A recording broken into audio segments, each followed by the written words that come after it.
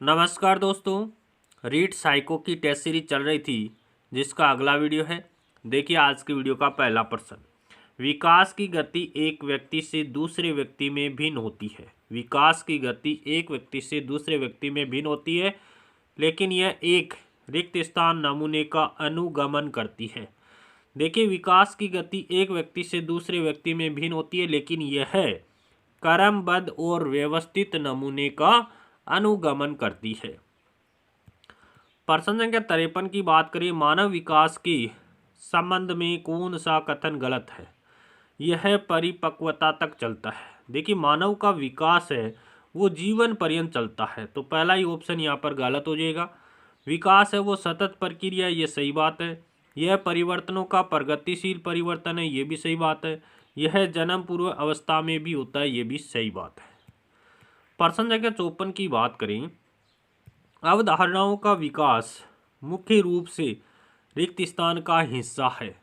तो देखिए अवधारणाओं का विकास मुख्य रूप से बौद्धिक विकास का हिस्सा है। अवधारणाओं का विकास मुख्य रूप से बौद्धिक विकास का हिस्सा है।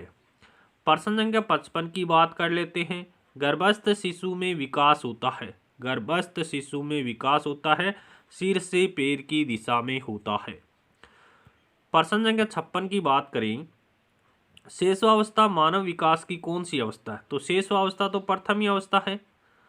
प्रश्न संख्या 57 की बात करें कि सुनहरी अवस्था कौन सी है? तो प्रौढ़ावस्था को सुनहरी अवस्था कहा जाता है। प्रश्न संख्या 58 की बात करें, मिथ्या परिपक्वता की अवस्था है। तो मिथ्या परिपक्वता की अवस्था किसको कहते हैं? बाल्यावस्था को कहते हैं। प्रश्न संख्या 59 देखिए, बाल्यावस्था को मिथ्या परिपक्वता की अवस्था किसने कहा था? ये रोस के द्वारा कहा गया है। बाल्यावस्था को मिथ्या परिपक्वता की अवस्था किसने कहा? रोस के द्वारा कहा गया। प्रश्न संख्या 60 देखिए, अधिगम और परिपक्वता के संबंध में कौन सा कथन सत्य है? सत्य कथन यहाँ पर बताना है। देखिए दूसरा ऑप्शन यहाँ पर राइट हो जाएगा। यदि मानव का विकास परिपक्वता से होता तो केवल निम्नतम तक ही सीमित रह जाते। यदि मानव का विकास परिपक्वता से होता तो मानव है वो निम्नतम स्तर तक सीमित रह जाते। अगला प्रश्न देखिए, चिंतन मानसिक क्रिया का पहलू है। तो चिंतन क्या है? भावात्मक क्रिया का पहलू है। चिंतन मानसिक क्रिया का भावात्मक पहलू माना जाता है। प्रश्न संख्या 62 देखिए, निम्न में से कौन सी अभिप्रेरणा की विधि नहीं है? अभिप्रेरणा की विधि नहीं है। अच्छे कार्यों के लिए बालकों की प्रशंसा करना अभिप्रेरणा की विधि नहीं है। बालकों में प्रतिद्वंदिता की भावना का विकास करना ये भी अभिप्रेरणा की विधि नहीं है। पाठ में रुचि उत्पन्न करना भी अभिप्रेरणा की विधि नहीं है। तो ऑप्शन 4 यहाँ पर राइट हो जाएगा, इनमें से कोई नहीं।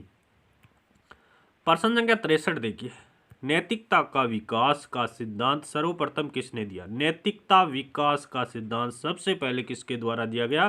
कोहलबर्ग के द्वारा दिया गया। अगला प्रश्न है, बालक वृद्धि एवं विकास की मनोसामाजिक विकास का सिद्धांत किसने दिया? तो इरिक्सन के द्वारा दिया गया।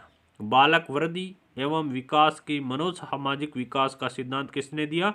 इरिक्सन के द्वारा दिया गया है।